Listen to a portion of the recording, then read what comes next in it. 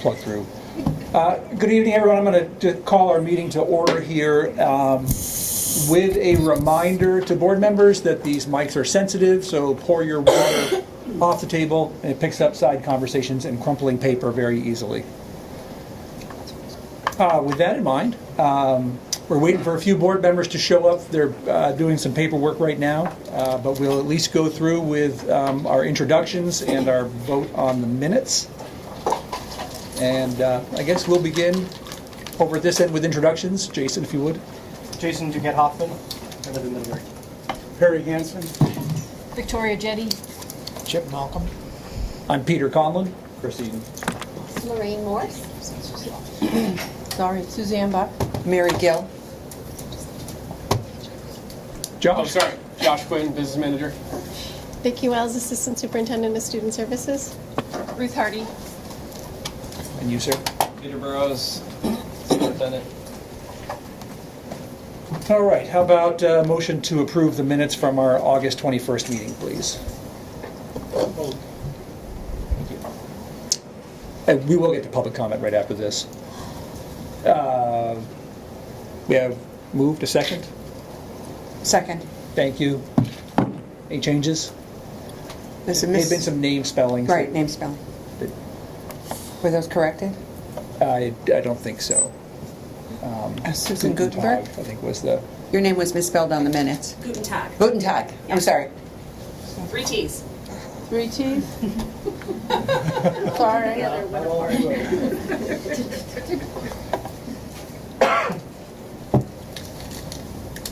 All right. All those in favor of the minutes of 8/21, approving those minutes, please say aye. Aye. Anybody opposed? Anybody abstaining? I abstain. I wasn't here. We got 2 abstentions, Victoria and Jason. So we'll move back and go to our public comment period. I'm actually going to structure this a little bit. I'd like to just give Kurt Roderson a chance to speak.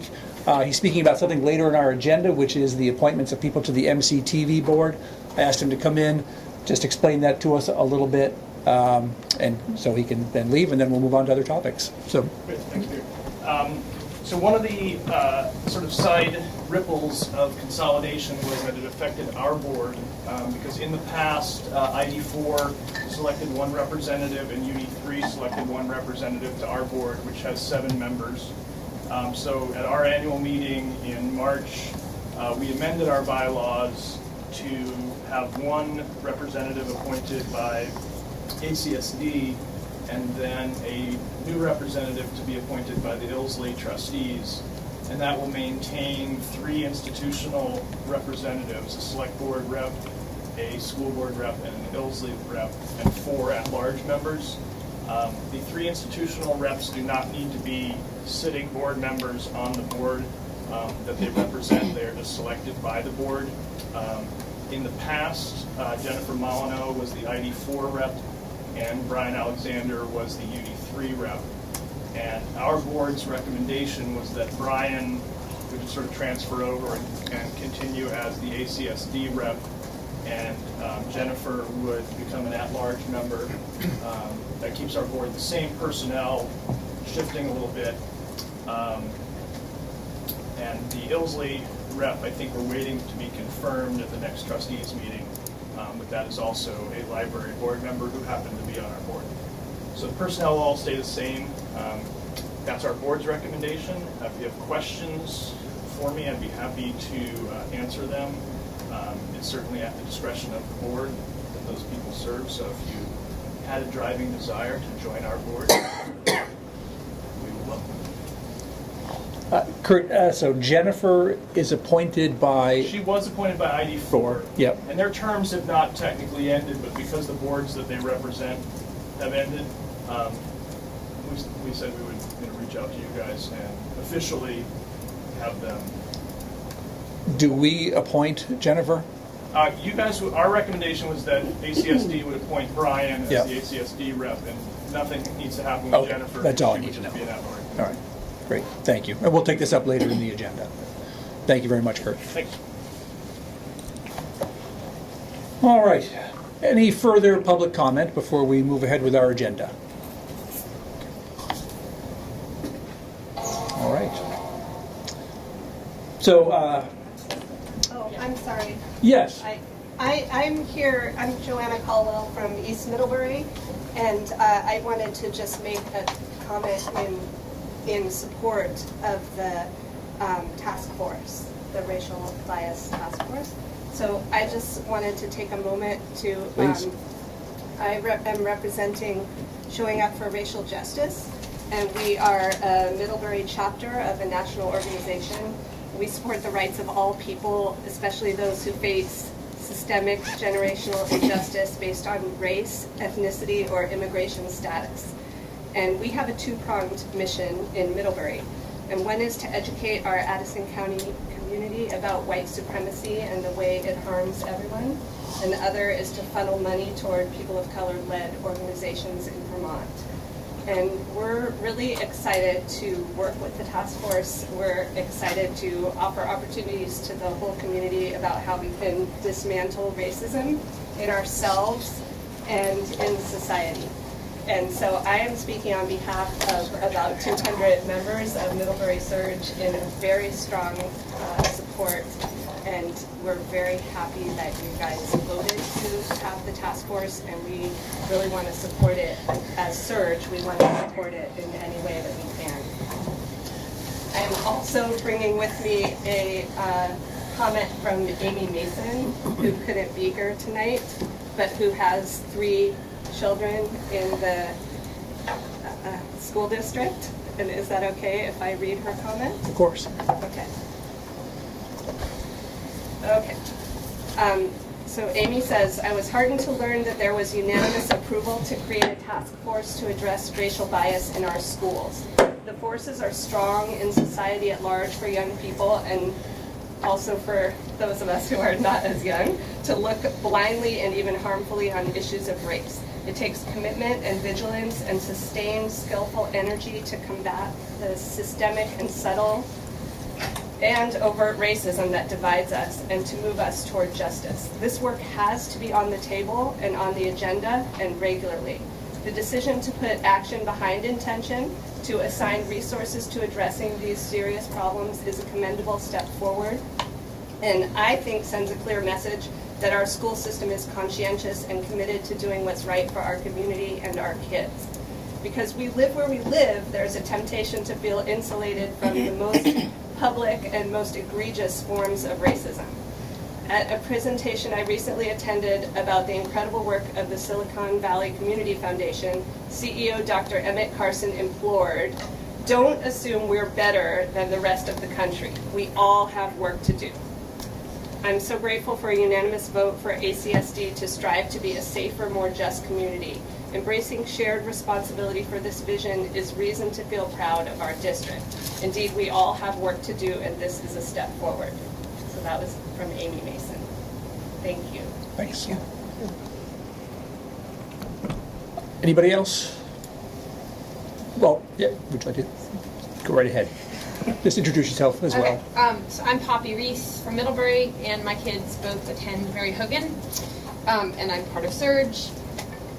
And I just want to say that I also strongly support this happening, and I feel like we are behind many other schools and school districts in this country in doing this work.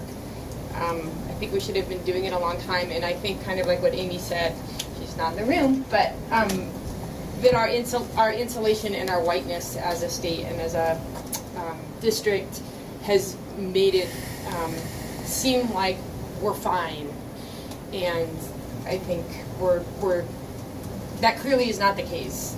You know, as you can tell from the comments made at other meetings and from events that happen in this community and in Vermont, and especially people of color and people who have kids of color or work with people of color or under other minorities. I mean, this isn't just, there aren't just racial problems, but the problem of inclusion really, I think it's bigger. Race rises to the top, I think, especially in Vermont. You know, we're going to send our kids out of Vermont at some point.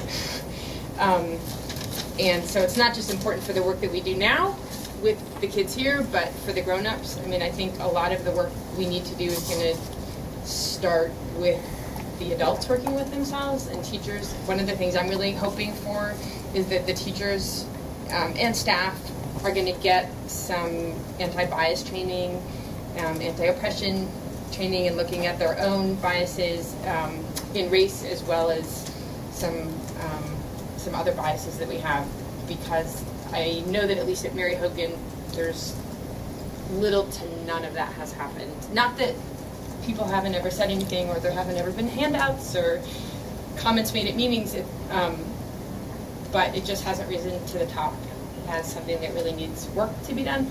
So I'm really hoping that that will come out of it. In order for us to do the work with the kids, we have to do it with ourselves. Thank you. Yes. My name is Piper Harrell, and I am first and foremost a parent of 3 children in the ACSD, and I'm also a teacher at MUMS. And coming from, I think I would piggyback on Poppy's voice as a parent, and then also would like to add a voice as an employee. And I know that these voices will transfer through whatever the task force is. But we must be courageous. This is very hard to direct and guide employees in terms of, we walked into the school year on the heels of Charlottesville. And while we were given a general idea of, yes, we could speak to this and please be open to, we have to be explicit. We must be explicit about emotional education. We must be explicit about the world we are living in the United States and then globally. I think we are at a point, as we start to move into an IB model, where we have an opportunity to begin to embed these tough conversations into our curriculum. And we will fail. And there will be pushback. And are we ready to be, as we ask our children to be, learners who take risk? Are we ready to stand in front of them and say, we're learning how to do this too? I teach children who are told their entire time, I'm a special educator, that they are not up to grade level. And they walk into my room and we talk about growth mindset. And I say, you can learn math at a high level. When you are struggling and you make mistakes, your brain is working, and that's where you learn the most. When you believe in yourself, you do the best. And I think we need to model this. This is amazing. It's a beautiful time for us, and if we don't seize this opportunity, I want leadership. I want to walk into my room and feel like I'm not alone speaking about this. I have one of a few black students in the school, in my room, and we have no model in how to talk about race, and so it is ignored. And yet it has to come up, because when I teach social studies, they don't care about the Civil War or about World War II unless I am relating it to how we are beginning to make choices in history about how we don't repeat ourselves or how we look back and begin to look forward. It's just one example of, if I am not explicitly talking about these things, I am losing an opportunity. And they are lost and they aren't interested. They're ready for it. I mean, I'm teaching at middle school, so there is this moment where there's this beautiful time of 7th and 8th grade where they are really like stepping into their understanding of themselves as global citizens. And I just really want to encourage all of us to take the leap of faith, to encourage all of the employees to not just have a task force, but to listen to what the task force is saying, to take leadership from the schools, and then to move forward and embed it in curriculum. And I think if we don't do it now, we've missed the window. Thank you, Piper. So, any other comments before we move on to our discussion? Just to bring people up to speed and kind of review the steps that have gone on here, on August 21st, we had our meeting and we had a unanimous vote in favor of the task force. In the subsequent days, Ruth and Peter and I got together to start putting a little bit of, well, put the skeleton together and then maybe throw a little flesh on the bones. Brainstorm some ideas, brainstorm some names. That kind of built into a draft that Ruth came up with, which then went before the Community Engagement Committee for review. That was last week. And maybe Victoria, if you wouldn't mind talking a little bit about that process. Yep. So we met on the 12th. Jen, Lorraine, Peter, myself, and Ruth. And we reviewed the statement about the task force. We made some changes, small changes, mostly to give the task force a little bit more freedom and, to give them a little bit more freedom. And then in the end, we all agreed that it was ready to be presented to the board for vote. The committee, we didn't take a formal vote on it, but we basically said, hey, looks good, let's bring it before the board. So the document came to us through Board Pack. Everybody, I hope, has had a chance to look at it. And I guess, Who wrote the document? I would call it a combined effort. Ruth put the skeleton on it and brought a draft before the committee. The committee then wordsmithed, and Peter acted as stenographer. Do we know who the to be determines? No. So, Is that correct? We know a couple of them. We know, we know. Which, do you want to, did you? So for the parent community members, one to be determined is Betty Kafumbe. And teachers, I am 98% sure, so let me get to 100 before I announce that. And then students, we talked about that and decided that it would be better to really form the task force first and then go out and talk to students about what the involvement would look like and kind of gel it a little bit more. So we wanted to wait until after this meeting to work with students to invite them to be on the task force. motion to approve the task force guys presented. Thank you. Second. We have a second. Any further discussion? I just want to note that there are a couple of members who are here, and thank you. Superintendent Burrows asked, do you want to, he asked two members of the task force if they would act as co-chairs of the task force, and they are Chris Franker-Holzman, the principal, Chris, of MUMS, and Miguel Fernandez, who is the Chief Diversity Officer at the college. And we felt like their combined expertise of the world outside and the world within would be really helpful to start the task force off, since there's such a small window of time for the task force. And then other members who I take my glasses off, who are here, I can see Karen Gutentag, who was at the last meeting, who is an Associate Dean of Students at the college and a parent of student at Mary Hogan, and Elaine Orozco-Hammond, who's a parent of students at 3 schools and runs the Bold Women's Leadership Program. And then Meg Baker in the back, who is a staff member who works in early education at our school and is the parent of 3 children in our schools. And am I missing anybody who's here? Christina Johnson, who's the principal of the Weybridge School. And so I just want to personally thank all of you. And there are other members who could not be here. Karen Lefko emailed both you and Peter, you and I, just before the meeting and said she wasn't able to make it. Betty couldn't make it. But they are both parents of students at our schools. Karen is a former ID4 board member. And Betty was at our previous meeting and spoke about the experiences of her children.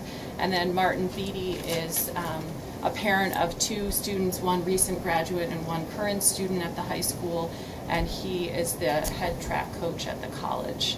And Farhad Khan, he is a parent, I believe, of 3 children in our schools, and also a small business owner in town and a member of the Middlebury Select Board. Yeah, it's been great getting all these people interested, and what was even better is to find out that most of them are enthusiastically interested. Okay, so we have a, yes, Chip. Just ask one other question. As the last speaker talked about, a task force will give recommendations and will look toward curriculum and look for implicit and explicit bias and all of that. But how do we put it into the realm of a continuing type of thing? I mean, that's obviously a board's responsibility, at least I look at it that way, but it would seem like there must, coming out of the task force, I would hope there would be some sort of mechanism in a way that is sort of an ongoing, we're taking one point in time here, although an important time, but we're looking at it at one point, but it's going to constantly evolve. And that, I think it's really something, I mean, the board's responsibility is to be on top of it that way, but I also think that that would be something the task force should address, is some sort of a structure that would allow that to continue. We all look at this as important as it is. I think that would be... The task force definition, or the sort of the mission that we came up with is somewhat purposely vague in order to go in those directions. That's why I mentioned what I mentioned. So I'm sure they're open to suggestions, but they'll sort of determine their destiny as they go along. And I think the balance on the task force of people from within the system, people from without, is really important, because if we're really looking at making change and looking at things like those kinds of structures, we need both people that are within the institution and outside to help kind of push us forward. All right. With a motion and second, comes our vote. All those in favor of the task force as defined in the document, please say aye. Aye. Anybody opposed? Anybody abstaining? Thank you all very much. This has been a process, and one that I think is going to end up with a great result. Thank you to all of you for your interest in this. Please keep tabs. It's important to me. Co-leads, what are next steps? We have to talk about that now that we have been empowered. Yes, and so and for the board, Peter and our two co-leaders will sort of get together and kind of get things rolling. Does that sound about right? A question, Peter. So the three of you are going to remain on the task force. So it's in addition to the members we have here? What's in front of you is the task force. Okay. Thank you. Period. Yeah. All right. Great. Well, moving right along again. Thank you all very much. Thank you. Thank you.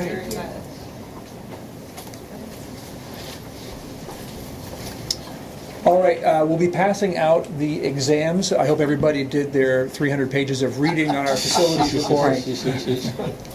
What about the radiator and the E-wheel? Oh, all right. I wanted to do, no, it should be on there each and every time.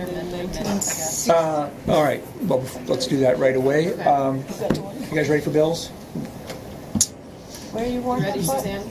Well, after you're done reading numbers, can you send the numbers my way, please? I'll give you the sticky notes. And where would you like this to appear on board pack? Yeah, she's right on that. Can you add a section on approval of bills? No, because it wasn't on any agenda. I can put it under report of the board. Sure. So we had 3 weeks for bills, because 1 week there was a staff member on vacation, so we did 3 weeks in the past month. On September 5th, and this is an all fund total, not just general fund, it also includes these 3 numbers. I think from now on we're going to be reporting an all fund total, because the new system, it's more difficult to break it out. So this does include some capital fund expenditures. The special capital fund that the board created last year are embedded in here, as our food service and reserve funds and all that. And this is non-payroll related expenditures. $155.63 and 12 cents. I'll give you the numbers. And then the 11th, $309,584.31. And today, did you guys finish? Yes, we finished today. Is $448,219.76. Motion to approve the director's orders as reported? So moved. So, All over the place. Yeah. Second? second. Second. Good up to Mary. Nick got it. He's good. Any questions? All those in favor of approving the orders as reported by the Finance Committee, say aye. Aye. Anybody opposed? Anybody abstaining? All right, we can fund our schools for another week anyway. All right, let's roll the big report here. So, Go ahead. go ahead. You go first. This is gonna be up here, right? Yes. Yeah. All fifth, all Did you make 300 popcorn? jobs. We're gonna be. Josh and Tim will be presenting I loved how these. We're here this late. exhaustive school due audit or assessment of our facilities in partnership with Dude Solutions. I didn't make up the name. Josh, go ahead. I didn't know if you all had interest. About 4 months ago, you did vote to replace the bathrooms in C Wing. Those are done. If you'd like to go check them out, we can do that. I wasn't sure how long the previous agenda, or in your leisure, swing by because they look great. When at the open house, I'll tell you that they are very nice. So I'll just do a quick brief. Bruce is going to do a presentation, our Director of Facilities. We received this report originally in its first draft in early July. We made some edits to it, went back, and then they sent it back to us. And really just wanted to get this information in your hands as soon as possible. We are now going through this report in greater depth and detail.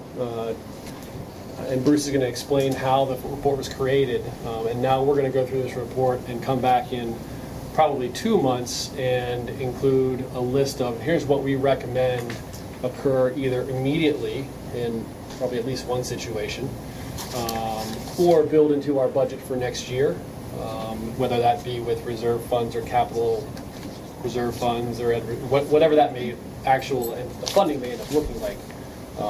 But we're going through this to figure out and shake out what we want to include, and over the long term, probably over the next year, we'll be creating our capital plan for facilities that will then try to address all these items in a kind of due fashion based on their critical needs and priorities.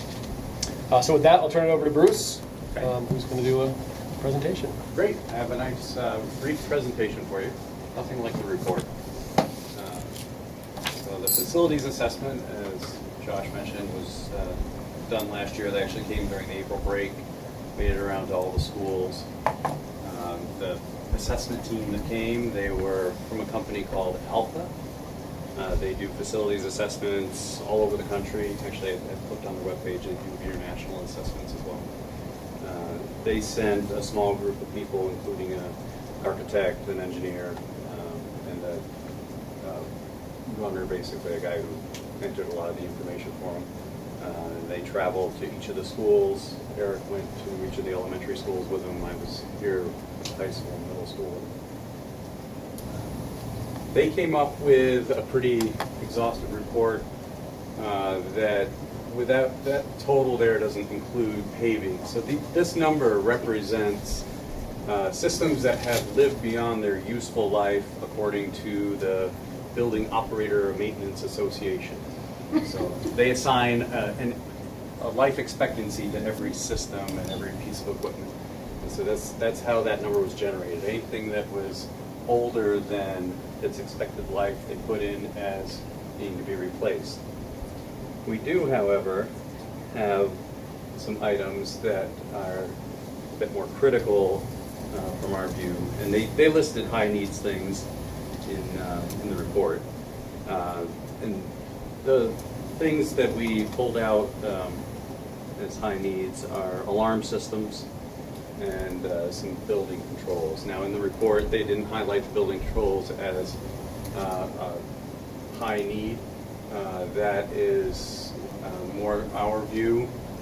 It would, in these schools that need HVAC controls, it would help prevent no heat situations in the winter. It would allow us to identify problems before they become a threat in a way that they might close school for the day. And so as we look at some of the things that funnel down into a larger number, you can see we're looking at just high needs is about a little over $2.5 million worth of stuff. And then this number, security needs, is actually not in their report. This is something in the facilities department we've talked about. These numbers are to put card access at the front door of each school that doesn't have it, and to put up camera systems that would be able to observe the entrances at each school. And we look at that as a security need. My experience with the UD3 board in the past is that was a priority for us to ensure the safety of our faculty and students. Just to give you an idea, we have this 390,000 square feet is the total of our educational space, high school, middle school, elementary schools. To replace that, it would be a little over $117 million, and that's based on a school planning and management report that was done back in 2013. So that's a 4-year-old, $300 a square foot cost. So, thinking of that, we need to make sure we take care of what we have, avoid having to replace anything completely. So we're putting in a giant solar array? So, looking ahead, I threw this up here because last year we had a trio of students, Andrea Bowe, Tyler Giorgio, and Samuel Hodges, who, as a class project, decided to look at a solar array for the high school. And they contacted a company called Aegis, who then, through the summer, have been bugging me about putting the solar panels on. We had to slow them down a little bit. So it was a good idea. Looking at the proposal, there is an opportunity to save some money there. And so that's why I threw that up there. I also wanted to spark your interest as far as you do your master planning, what things should we include, how to best utilize our buildings and resources to give students an opportunity to learn about different systems. Any questions? So one of the things that that Bruce and Eric will be doing is as he talked about, useful life and expected life. They looked at systems and looked at a boiler, and if the boiler was put in 1956, that is well beyond its useful life because boilers are usually 35, 40 years. What they didn't know was they didn't tear that boiler apart and see that it has new burners. They didn't tear the circulator pumps apart and see, we actually rebuilt those circulator pumps 4 years ago, so they really aren't out of service. So that's the type of detailed analysis that Bruce and Eric need to go through to really shake out which of those need to be really removed off that list or just pushed out on that list of when we need to address them. And then, from our perspective, and this is certainly at the board's desire or prerogative, from a security standpoint, we're talking about, what's the low-hanging fruit to increase security? And some of our schools don't have cameras at the front door, so when somebody comes and knocks on the door, they can't see who's coming in, and that's a problem. So to us, that's some of the low-hanging fruit. Electrical, there's some major electrical needs in some of our schools. We have electrical panels that were put in 1960, I think, and that's just too old, is what it comes down to. So it's those needs, and then fire protection and safety. Those are kind of the critical elements that we're going to address, and we'll come back to you, as I said, in a couple months as we move forward in the budget process to say, here's what we think needs to occur now. and then here's how it's going to look, down the line. Because in a perfect capital plan, you're not spending 20 million and then 0 and 0 and 6 million and 0. It's somewhat of an even flow, and so that'll be the plan, and then we'll have to plan to have some major repairs, and that's just at the mercy of the equipment that we use.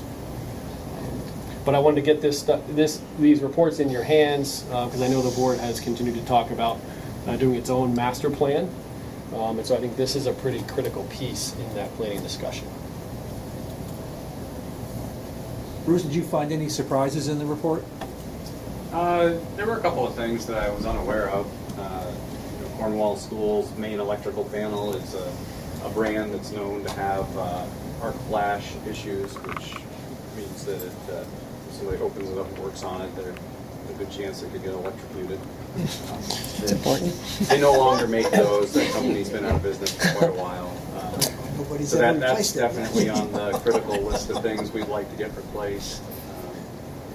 And then, there were a few other things that I didn't anticipate, but nothing shocking.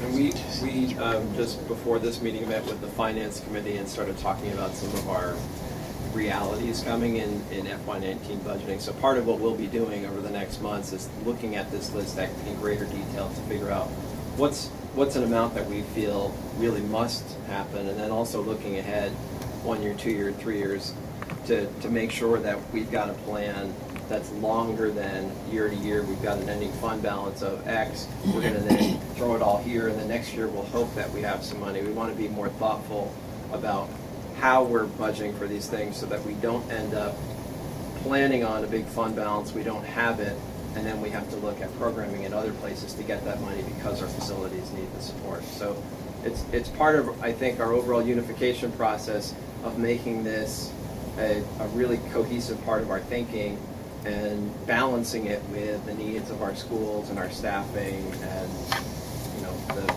the main rationale of why we're here, which is teaching and learning. I have a question about indoor air quality, mold, asbestos. Any of the buildings kind of showing up with any problems in those areas? We have asbestos in all but the middle school. Okay. But we have management plans. It's dealt with in this prescribed way. We don't have any mold issues. No indoor air quality issues came to light. So in that regard, we're doing all right. How about water? Water, we have some old water lines in Mary Hogan School that should get dealt with. Came through as a high need.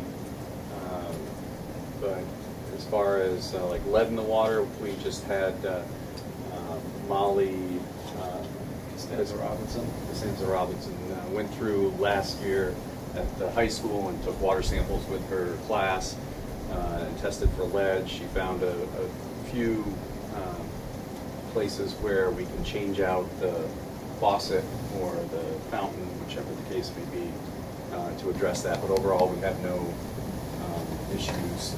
And the worst spot she found was a few times greater than the recommended level, and we immediately just shut the water off for that. So, and she's a chemistry lab or something. Actually, that was there's an ancient water fountain in the weight room, which actually has a treadmill in front of it, so you can't even access it. But, that was the worst fixture in the building. Yeah, there was a sink in one of the science labs that you wouldn't necessarily drink out of, but it had a high level. Can you just tell me who Molly is? Molly's a professor of environmental science at the college. Okay. And her class has a fancy piece of equipment that will do the water analysis. They did compare it to, they took double samples and compared it to the state's lab. Okay. Came back with exact results. Okay. I think one of the difficulties with the water systems as we address our schools and think about renovating what we're renovating and is to go in and redo a bathroom is relatively simple, but if the water lines that are feeding that bathroom are 45 years old and they're copper and they're probably corroded, and you put a bunch of money into creating a beautiful space, and then 2 weeks later does a pipe burst or just start to leak, and it ruins it all. So that's kind of a decision point we'll have to make of what do you rip out and replace. Same thing with electrical. If you're going to go in and do a big renovation, where do you draw that line? Do you take it down to studs and build from there back? And that's some information we need to really think about and discuss amongst ourselves. Thank you for pursuing that. What's our obligation under ADA when they say things like, a gravel parking lot is not ADA compliant?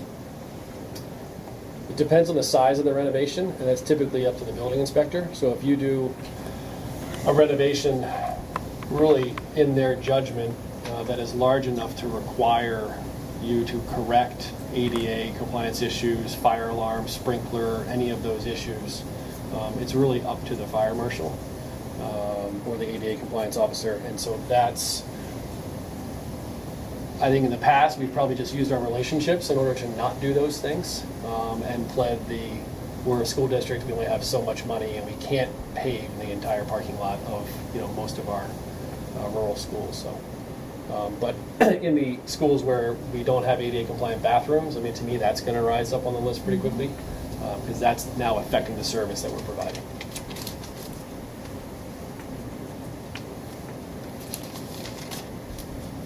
Questions?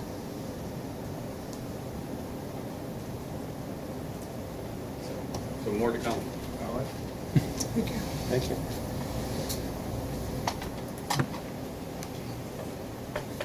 Thanks, guys. Thank you. Peter, you can take that back. I'm not gonna.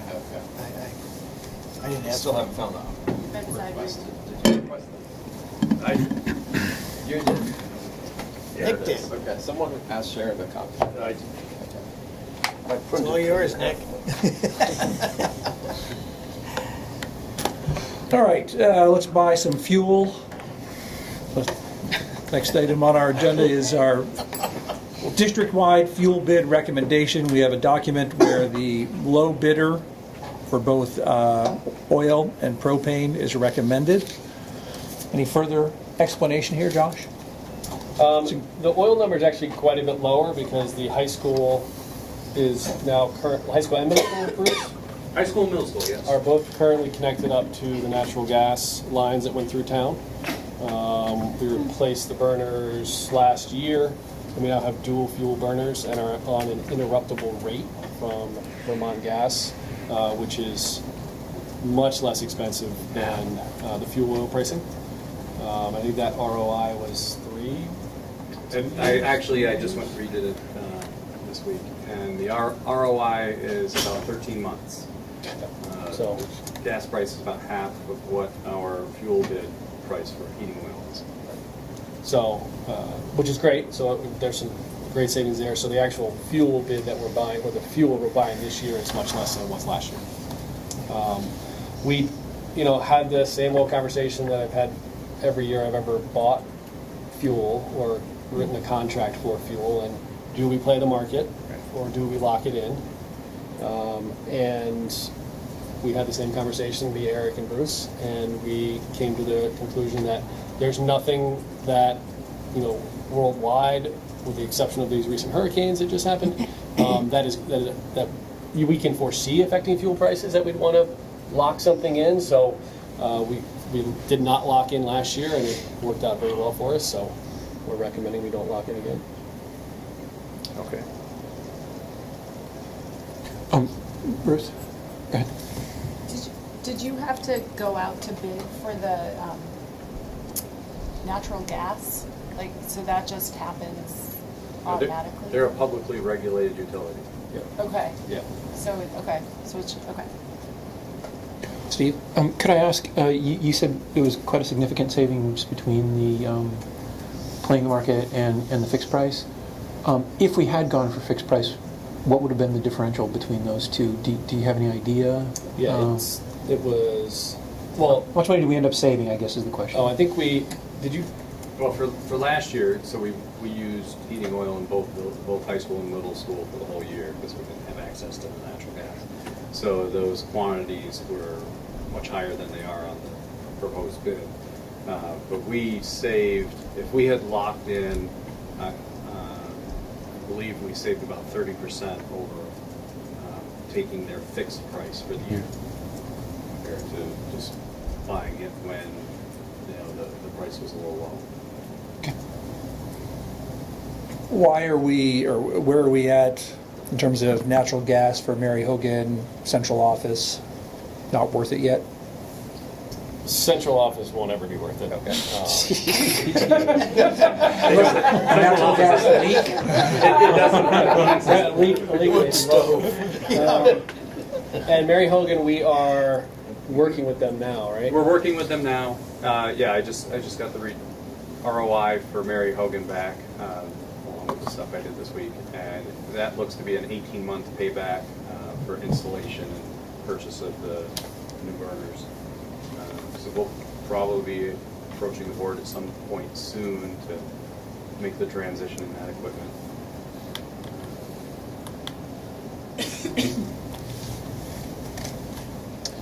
All right, how about a motion to approve the fuel bid recommendation? Second. By Ruth, second by Mary. Should those be read so they can? Okay, I will read them. The ACSD fuel bid recommendation is to go with Champlain Valley Fuels for number 2 heating fuel, and that is going to be done at cost plus 12 cents. Am I saying that correctly? Yep. All right, and for propane, the recommendation is to go with the bid from Files Brothers, and that is cost plus 39 cents. So that is not fit. Neither one of those are fixed. Further discussion? All those in favor of approving the fuel bid recommendations, please say aye. Aye.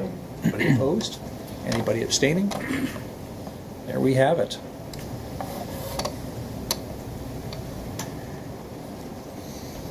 I have a technical question.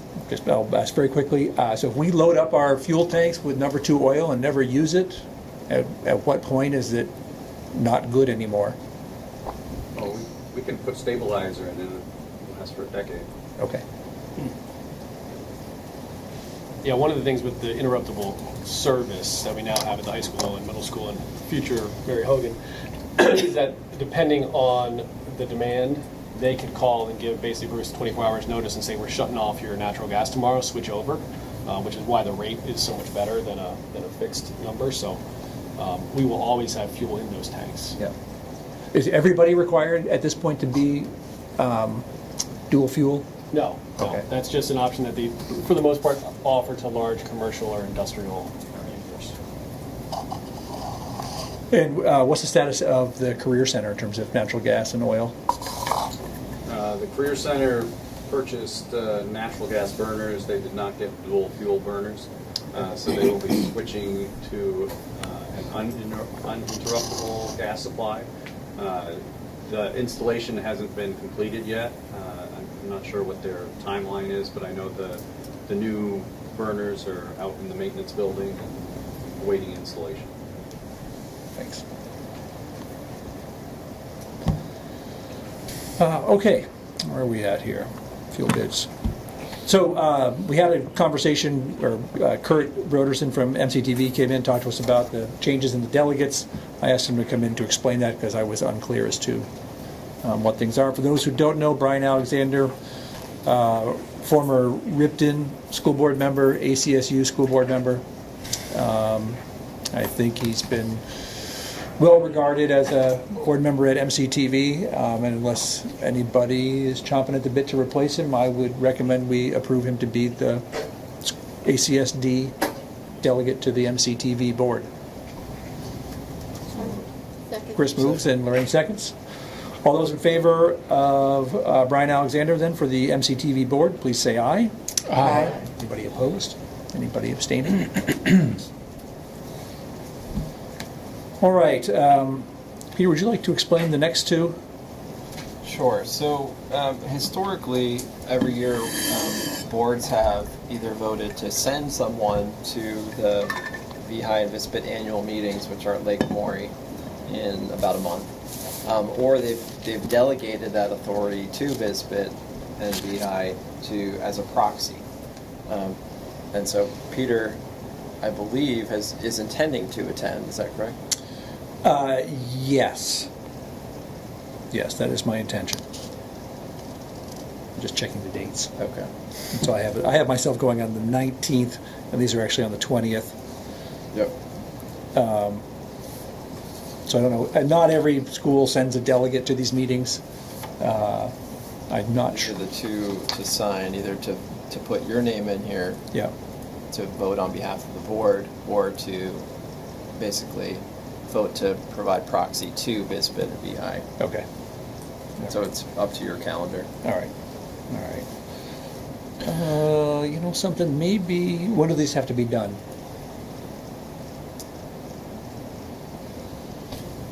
Maybe we'll put these off. Do they have to be done tonight? Can we put them off till the October meeting? Yeah, it just says prior to the meeting. Yeah. All right. Do you want to check your calendar? I want to check my calendar, see which one of those days I was going to be going, and hold on to that. We'll take it up in October. Peter, either one. Can I ask a clarifying question? Yeah. About the proxy, do we have one vote as a board, or do we have one vote per board member? We have one vote as a district. As a district? Yeah. Okay. Yeah. And for those who don't know, VHI is the basically the health insurance provider. They don't provide health insurance, but they're the benefits provider that we use. And then VSBA, and these are all self-funded insurance trusts, the nonprofit organizations set up specifically to assist school districts in the state. VSBA basically does all the other insurance, property, casualty, risk management, that sort of thing. I suspect that these annual meetings are rather dry affairs. It doesn't look like there's any. It's just a report of the directors, elect the new directors, and read the minutes. Yeah, you know. Last year there was something that came up over what the boards would look like, but I don't think there's anything on there this year. I think they will be talking about what the default plans look like, and I know there was some conversation over the summer between the NEA and VHI about what happens when the plan sunset and whether changes would have to happen or not. So I think that there might be more in this meeting than just a standard status quo meeting. In the VHI or VSBA? Or VHI. VHI. The VHI board, at least, was discussing it, I think, at their last meeting. It doesn't say that they would vote on anything in the agenda. Yeah, no, I know, but I know that's something that's still in the air. All right, so we'll put that off until October 1st. Board training follow-up. I just wanted to point out, I had sent a document, Sue McCormick, our facilitator, had sent sort of her reflections to Peter and me. I just got around today to kind of passing them on to Sharon to add into our library in board pack. I had them in earlier. You did? Yeah. Okay. I had them in with them. Did it have Sue's comments, though, as well? Not her comments, just the... Yeah, so the one I sent to Sharon has Sue's reflections as well. It's in the it will be in the library. I didn't see it before I came in. Worth looking at. There's just sort of some of her suggestions. Everything above it, or everything is what you see here, the ASD board retreat discussion document, and it's really just a lot of the stuff that came off the flip charts. One of the missing pieces are the board norms. We did the little sticky notes on that far wall, if you remember. Suzanne and I are kind of, we were sort of assigned to get the wordsmith those a little bit, and we just started flipping back and forth emails, having been unsuccessful at meeting in person or talking on the phone. So we'll add that to it by the end of the week as well. So a couple of suggestions that she had, which we can talk about tonight or in the future, but one thing I wanted to talk about tonight is what we do in the future, is to have the board have work sessions before board meetings, which is essentially a half an hour where we just kind of talk about We can talk about anything from roles and responsibilities to headier stuff, but that it's really not kind of the formal staid board meeting. That's just more like a retreat where we're just talking. It's public and all that, but it would just be billed as a work session, just so we can do more of that board building work. And she has offered to kind of set up an agenda so that, in November we might do this, in December we might do this for these work sessions. And I thought I'd take her up on that offer and take a look at what she comes up with.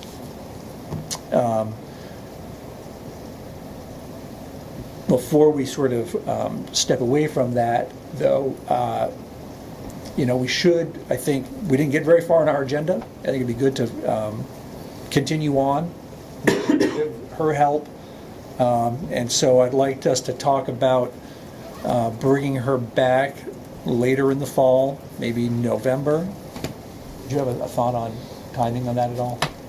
In terms of I think what we got ahead of us? We'll just want to look at the budget calendar Exactly. to figure out how that falls. And Okay.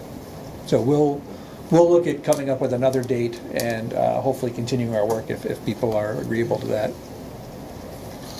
And it would be November. October, we've got some work to do budget-wise, and I think her calendar's pretty full for the time being.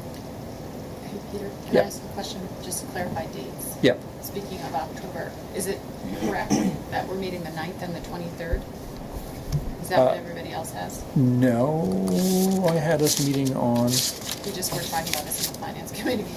I have us on the second. second And the and 16th. Board packets 2 and 16. It's the 2nd and the 16th. Yeah. Are we 2nd and 4th? no, first and third. First and third. Oh, okay. So we should probably change the finance meeting. Yes, we should. We had it on the 16th. Well, I'll email you. I think we moved one off, We and did. that's why Yeah, it got- seemed like Yeah. that. Okay. Because I did an auto thing in my calendar. And Yeah. Okay. First and third is our Thank you. I'm default. glad I asked. Thank you. Peter, I have a question about the retreat. I know she's going to send comments, but you said those are the post-its that she did and that kind of thing. Is she going to compile kind of a composition of the things we all responded to and talk about our feelings on how it worked? Will we see that? I don't know, that maybe that was just for her. I'm not sure what she's had for responses. Okay. Oh, her. The I just, she was going to combine a lot of our thoughts and our responses to her questionnaire and let us know what I'll ask her. kind of the general feeling was from everybody. I'll ask her about that. Yeah, okay. That may be part of, her reflections are, there's not much there. It's not terribly lengthy. Yeah. But I'll ask her if that's included in those. Okay. I don't think it was. Yeah, I don't think it was either. I think what she wrote was more of just her reaction to the meeting itself, not people's comments.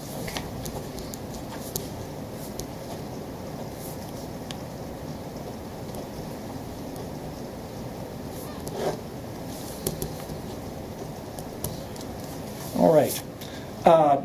November 25th, we have the VSBA regional meeting. For those of you who would like to attend, it's at Otter Valley. Essentially, the School Board Association goes around to every region. This is the Addison Rutland meeting. September. September 25th, sorry. Thanksgiving. The agenda is the same at each of the meetings. It includes a discussion of pre-K to 12 costs and policies to address them, a review of new bylaws being proposed, less apropos to us, but a discussion of Act 46 and now Act 49, which was just the expansion of Act 46. Probably more important to think about is the fact that Keith Greer from Bridport is currently one of the Addison County delegates. I think we have two. His term is up. He's not on the school board, can't be on the VSBA board any longer. I asked Keith today if he represents Addison Northeast and West as well, and I asked him if anybody approached him about that, and he said, not really. If anybody's chomping at the bit to be part of the Vermont School Boards Association board, let me know. But I still would encourage everyone who can to attend the VSBA regional meeting. Last year, they gave a really good overview and explanation of the new healthcare benefits. Those who went came away with a much better understanding of what we've all been talking about.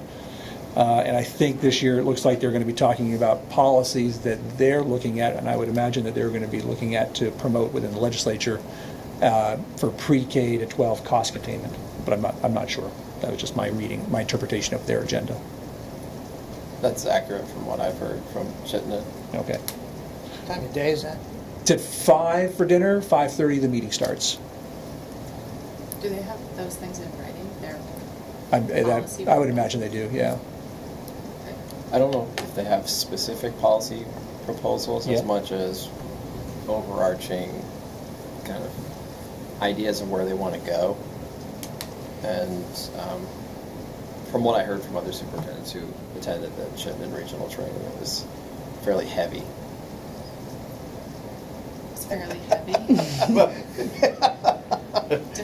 Meaning heavy, meaning a real focus on cost containment and student enrollment trajectory. And some of what we've been hearing for, I think, quite some time. So I think we have an opportunity to listen to that, but also to be a positive voice as well. So Depressingly heavy, okay. to shift, I think it's important for us to realize where we are, but also to shift the narrative at the state level. I think we tend to be we get all this negative messaging all the time, and it's hard to do the work if we're constantly feeling like the sky is falling. So I think that's important for the board to be active at the regional meetings and in VSBA to start to, I think, changing that narrative works. It's a good, those meetings tend to be a good give and take. Somebody does a presentation, we're in the auditorium, and then they open it up for discussion and questions. Rebecca is probably going to be there. I don't know. Okay. Steve? I will most likely be going, and mostly to object to some of the policy directions that VSBA has been pushing. And I don't feel that it is in the interest of the board. I think this fiasco of last year where VSBA came in, talked to the governor, and derailed a lot of budget negotiations was counterproductive in a lot of ways, and has led to the impasses and strikes this year. And so I intend to raise my voice against what I think are pursuing bad policies that are costing districts money. So it's a good opportunity to do that. I will be doing that. All right, and we can carpool, but I realize we all come from disparate areas. But if folks from Middlebury, maybe, or whatever, want to carpool, just keep that in mind. Stay in touch. Do we know who's going yet? Oh, has anybody already registered? I have. Steve has. Mary? I have. I'm not sure I'm going, though, but you've registered. Rain has. Sadie's birthday. I'm not going. I'm assuming there'll be a synopsis if we don't go. I mean, Sure. some kind of report. Yeah. Okay. All right, so we now have, you folks came in, I didn't know if you had something that you missed our public comment period. We did. Okay, we do, but if there's any other business that you guys have to tend to. Well, we're about to go into executive session, which means we would clear the room. Sure. So my name is Cassandra Franklin, for those of you that don't know me. And this is Melissa Mitchell. Between the two of us, we have 11 children in the ACSD school district. And we have some old business that has not been resolved. And we have issued directive, we've issued concern and complaint, and it has been signed for by this ACSD. Okay, can I just, I have no idea what your topic is, but we just do have to be careful if this is a personnel issue. Yes, yes, personnel or student issue. Yes, so we're here on the direction of the Agency of Education, specifically by the investigator Bob Stafford, and he directed us here as this specific issue is out of his hands. He is not the acting authority, and this board is. So that's why we're here at your meeting today, to explain to you what specific agenda we have, so. Okay, I'm gonna hit pause for just a second. Okay. Are you? I'm not aware of what we're. Okay, I'm gonna, if you get into names of staff or students, I'm gonna put the brakes on. Absolutely. Okay, Yeah, great. Just so you, confidentiality yep. requirements, we're not here to make a mess of things. Okay. And yes, Chris? And I have no idea, but we do have a quasi-judicial role to play at a certain point. Right. Not knowing what we're talking about here. Yeah, so that's, And I don't know. so Chris brings up a point. What exactly, basically with a public comment period, we just listen, period. Right. I don't know if you're looking for action from the board on something, and this is something that we might need to put on the agenda for our next meeting. Okay, we have been asking you to put this on the agenda since you signed for it originally April 18th, 2017. And this has not been brought to the board's agenda and has not been followed up with us. We are not the only parents that are upset about this issue, and we're here as representatives of the rest of the parents. So we can start with your own memorandum that was issued 11/11/16, which is how far this issue dates back. This was a, ACSD memorandum. there wasn't an ACSD back. ACSU. Yeah. All right, well, I guess, So, I mean, I haven't had the opportunity to meet with Fair either enough. of you. This- This to should me, explain, that would without be- going into names and details, why we're here specifically. You want me to put that in the minute? all right.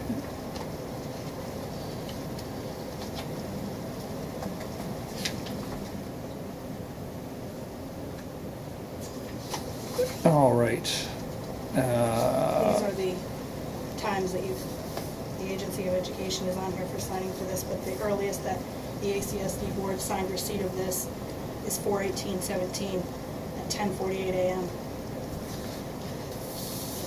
All right, so this is a bus route, bus behavior issue.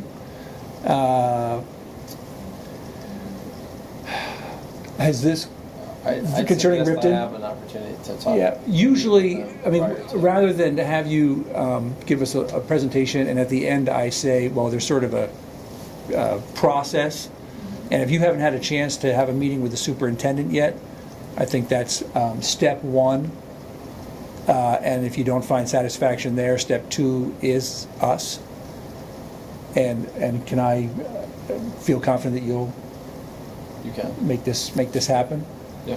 Because I don't want you to give us a long presentation and then we say, well, thank you, your first step is to talk to the superintendent. Rather have you talk to the superintendent. If you don't find satisfaction there, then come back to us, because that would be the next step in the process. In under 10 minutes, we can hit key points of this issue without naming names, without violating your bylaws, policies, or the parameters of your authority.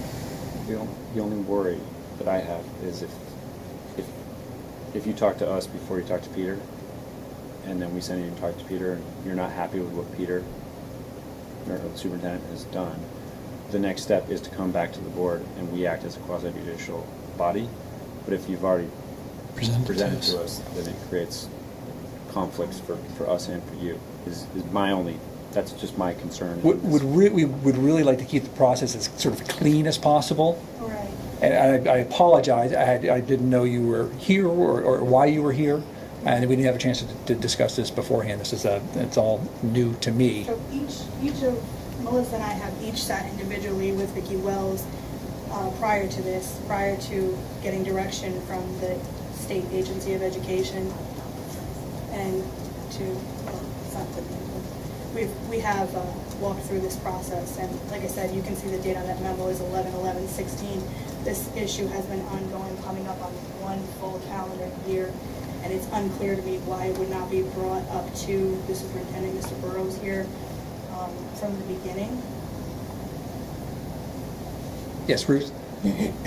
I have the same concerns that Chris has, but I'm just wondering, do you know what this is about? Has anybody? I mean, I have some, Vicki has shared with me some of the work that she's done on this issue, but I have not talked directly with either one of you about. Right. And we can assert that nothing has been done by Vicki or anyone else.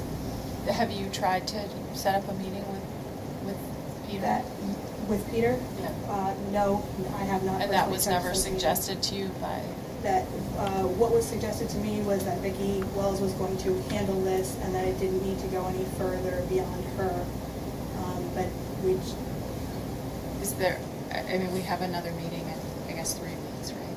Is that right? October 1st is our next meeting. No, October 2nd. Second. 2 weeks. 2 weeks. Yeah. Is it possible that we could put this, that we could put this off, you meet with them, and that if we need to take action or hear something, that we do so on the 2nd?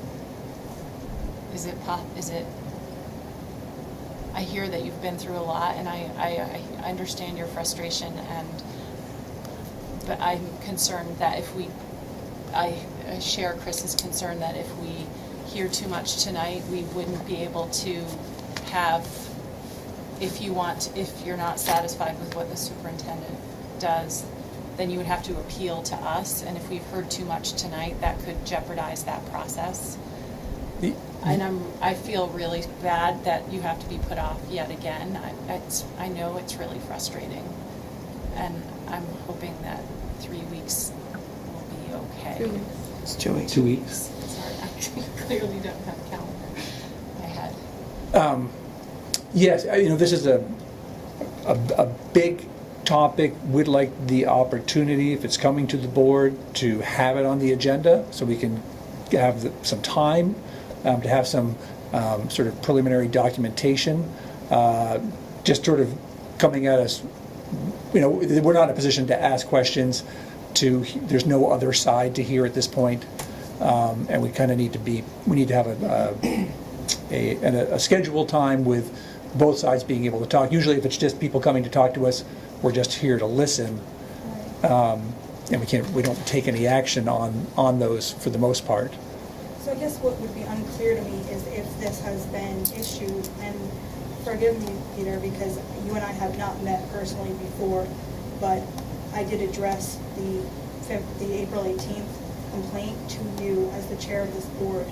And so it's just unclear to me why there would be no previously scheduled agenda for this matter. I don't recall it, so let me just say that, so I can't speak to that specifically. I've